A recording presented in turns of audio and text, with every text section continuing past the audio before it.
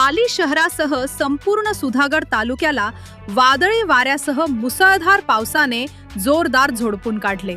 ढगांच्या गडगडाटासह विजांच्या कडकडाटात झालेल्या या अवकाळी पावसामुळे सर्वत्र जनजीवन विस्कळीत झाले असून अनेक ठिकाणी मोठ्या प्रमाणात नुकसान झाले। पाली शहरातील बस स्थानक आवारात मोठे झाड रस्त्यावर कोसळल्याने काही काळ वाहतुकीत अडथळा निर्माण झाला होता। तसेच तहसील कार्यालयाच्या आवारातही झाड कोसळल्याची घटना घडली।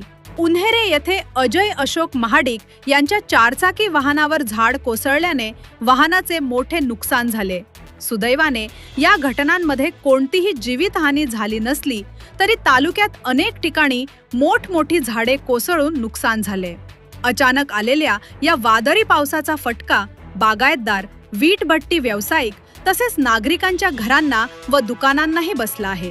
दरम्यान अनेक भागात विद्युत पोल व ट्रान्सफॉर्मर कोसळल्याने वीज पुरवठा खंडित झाला असून संबंधित यंत्रणांकडून युद्ध पातळीवर वीज पुरवठा सुरळीत करण्याचे काम सुरू आहे। मे महिन्याच्या सुरुवातीलाच झालेल्या या अवकाळी पावसामुळे नागरिकांमध्ये चिंतेचे वातावरण निर्माण झाले।